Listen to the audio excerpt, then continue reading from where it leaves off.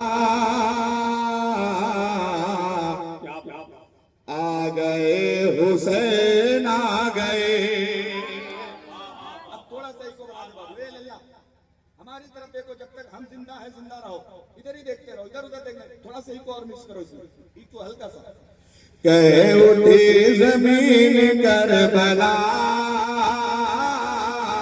آ گئے حسین آ گئے, آ گئے حسین آ گئے. کہے اٹھی زمین کربلا, آ گئے حسین آ گئے. کہے اٹھی زمین کربلا, آ گئے حسین آ گئے. کہے اٹھی زمین کربلا, آ گئے حسین آ گئے.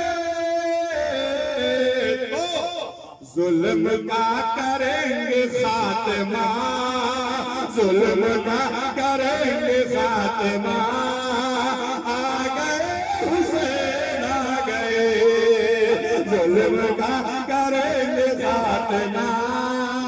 آ گئے حسین آ گئے, ظلم کا کریں گے خاتمہ. آ گئے حسین آ گئے, آ گئے حسین آ گئے, آ گئے.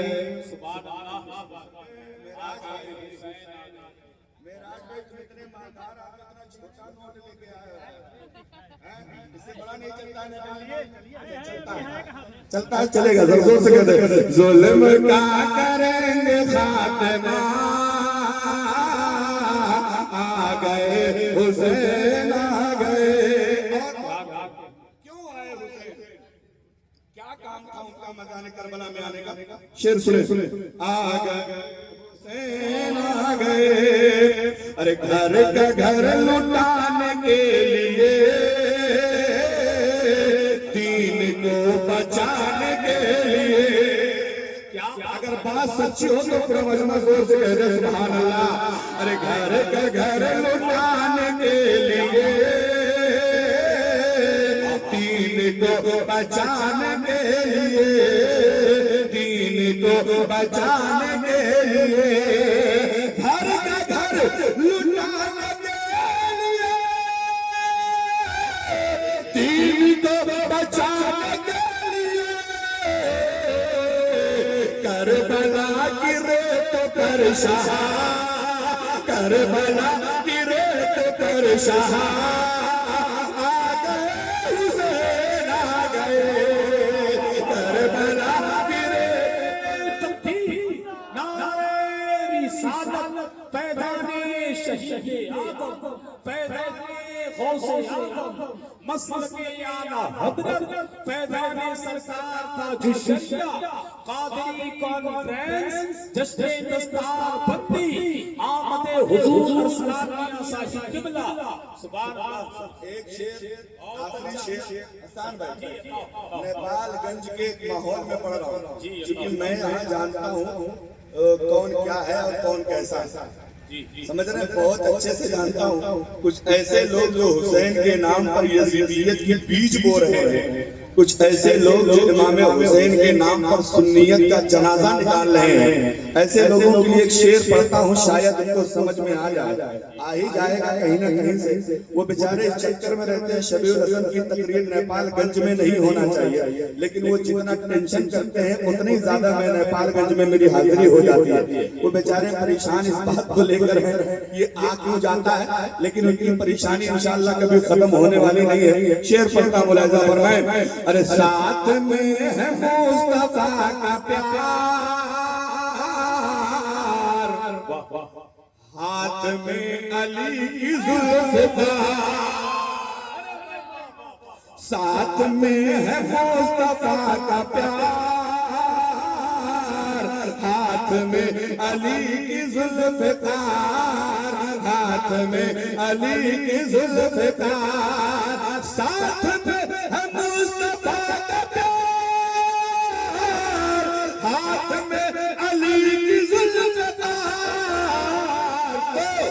یزیدیت کا ہوگا خاتمہ، یزیدیت کا ہوگا خاتمہ، آ گئے حسین آ گئے، یزیدیت کا ہوگا خاتمہ، آ گئے حسین آ گئے، یزیدیت کا ہوگا خاتمہ،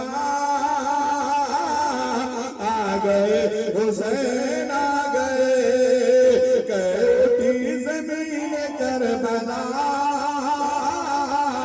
آ گئے حسین آ گئے۔ درود پاک پڑھ لیجیے، اللہم صلی علی سیدنا مولانا محمد البارک وسلم، صلاۃ و سلام علیک یا رسول اللہ، صلاۃ و سلام علیک یا حبیب اللہ۔ دوستو تھوڑی سی توجہ کریں، ادھر دیکھیں، میری طرف دیکھیں، اس وقت یہاں جتنے لوگ ہیں ان میں سب سے خوبصورت میں ہوں۔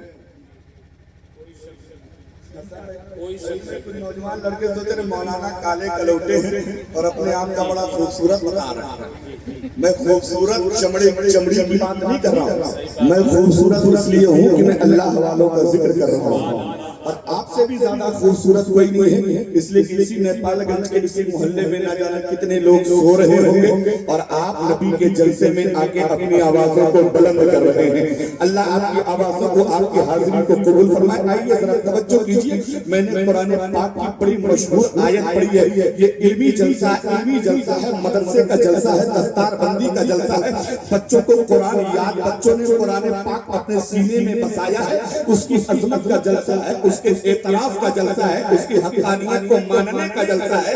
امام غوث اعظم کے نام سے منسوب اس کانفرنس میں آنے والے میرے بھائیوں ذرا توجہ کرنا، عالموں اور جاہلوں کے بارے میں قرآن کیا کہتا ہے، پڑھے اور ان پڑھ لوگوں کے بارے میں قرآن کیا کہتا ہے۔ تو ہم نے قرآن سے پوچھا قرآن پتا تو صحیح، آخر پڑھے اور ان پڑھ میں کوئی فرق ہے کہ نہیں ہے، آخر جاہل اور عالم میں کوئی فرق ہے تو نکی نہیں ہے۔ تو قرآن پاک کی آیت ہمیں چیلنج کر کے کہتی ہے کہ دنیا والوں تمہیں آج یہ پتہ چل رہا ہے، یہ فیصلہ تو اللہ نے 1400 سال پہلے میرے مصطفیٰ کی زبان سے اعلان کروا کے قرآن میں فرما دیا تھا، قل هل يستوي الذين يعلمون والذين لا يعلمون۔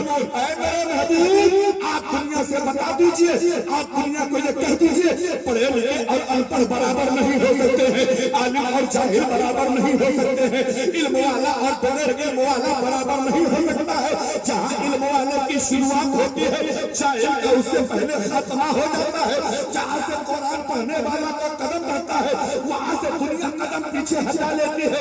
ایک کتاب یاد کر لیتے ہیں، وہ کتاب یاد کر لیتے ہیں تو دنیا ڈاکٹر بن جاتی ہے، پروفیسر بن جاتی ہے، انجینئر بن جاتی ہے، ماسٹر بن جاتی ہے، لیکن قسم خدا کی کہتا ہوں جب ایک حافظ قرآن آتا ہے، امام صاحب بن کر آتا ہے، ڈاکٹر پیچھے ہے، انجینئر پیچھے ہے، ماسٹر پیچھے ہے، کلکٹر پیچھے ہے، دنیا کے سارے لوگ پیچھے ہیں، قرآن پڑھنے والا سب سے آگے ہے، قرآن پڑھنے والا سب سے آگے ہے۔ نعرہ تکبیر، نعرہ رسالت، عظمت قرآن، عظمت قرآن، جشن دستار بندی، قادری کانفرنس، مسلک اعلیٰ حضرت، عشق محبت، عشق محبت، سبحان اللہ۔ قرآن کیا ہے؟ میرے مصطفیٰ فرماتے ہیں جب قرآن پڑھنے والا بچہ گھر سے باہر قدم نکالتا، گھر سے باہر پیر رکھتا نا،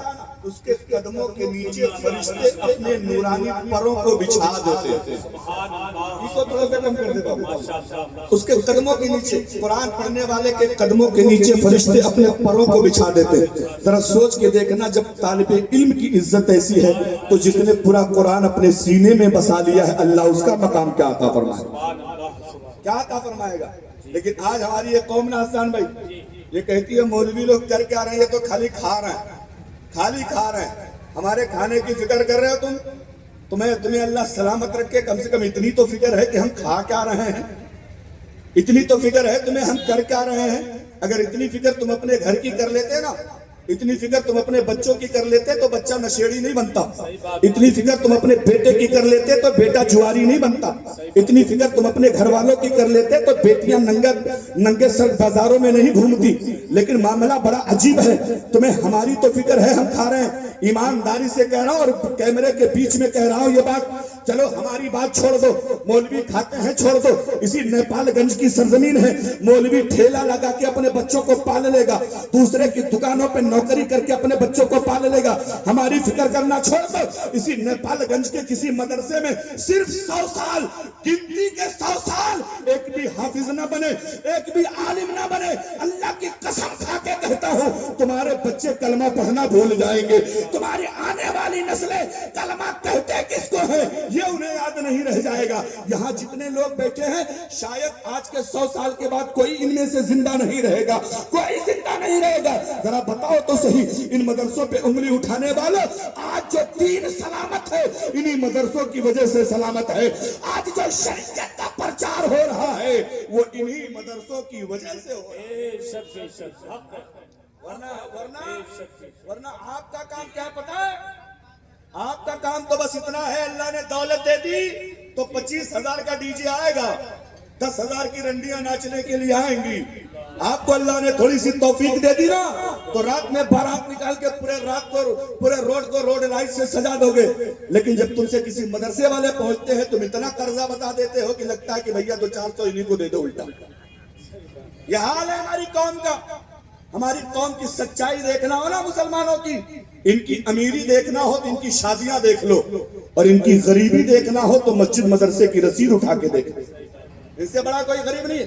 एक जिला पड़ता है इधर महाराजगंज, जानते होंगे, गोरखपुर के पास पड़ता है।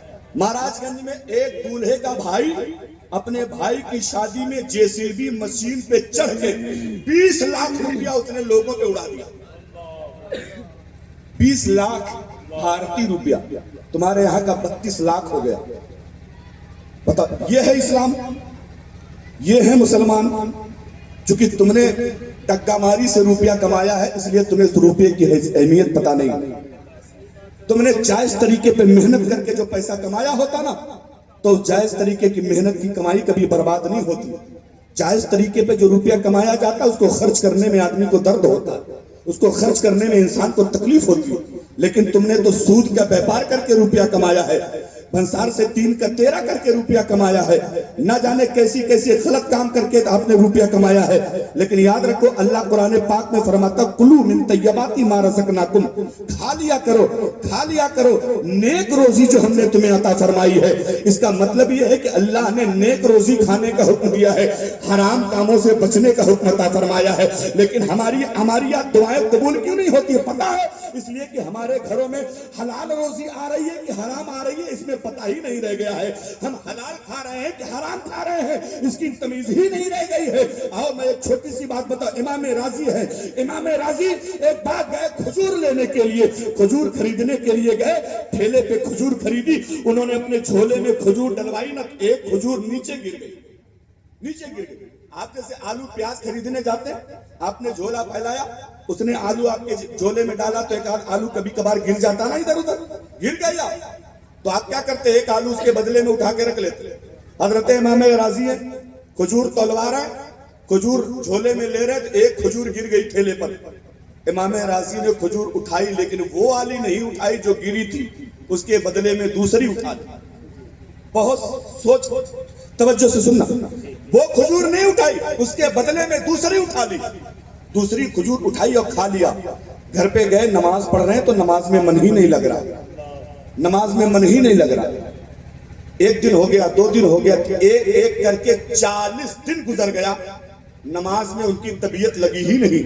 40वें दिन अपने रब से पूछते हैं, परवरदिगार बता तो सही, जब मैं नमाज पढ़ता था तो तेरी यादों में खो जाता था, आज 40वां दिन है नमाज पढ़ रहा हूं, नमाज पढ़ने का मजा ही नहीं है। आवाज आती है, राजी तुम्हें पता नहीं है, तुमने जो ठेले से खजूर उठाई थी वो तुम्हारी नहीं थी, वो ठेले वाले की थी, तुमने बगैर उसकी इजाजत के वो खजूर खाया था, उसी की मनहूसियत की वजह से तुम्हारे नमाजों में लज्जत को छीन लिया गया। अगर एक बार अपने गिरबान में झांक के देखना, इमाम राजी एक खजूर उठा के खा ले तो 40 दिन के लिए नमाज की बरकत से महरूम हो जाए। हमारा तो हर लुकमा उठता है तो हराम का उठता है, तो हमें इबादत की लज्जत मिलेगी कहां से हम पा जाएंगे? कहां? उसके बाद कहते हैं मौलाना लोग मारे खा रहे हैं। अरे तुम अपनी रोजी तो देख लो, हमारी बात तो बाद में कर लेना मेरे भाई, हैं? हमारी बात आओ जरा, हलाल रोजी की बात चलिए।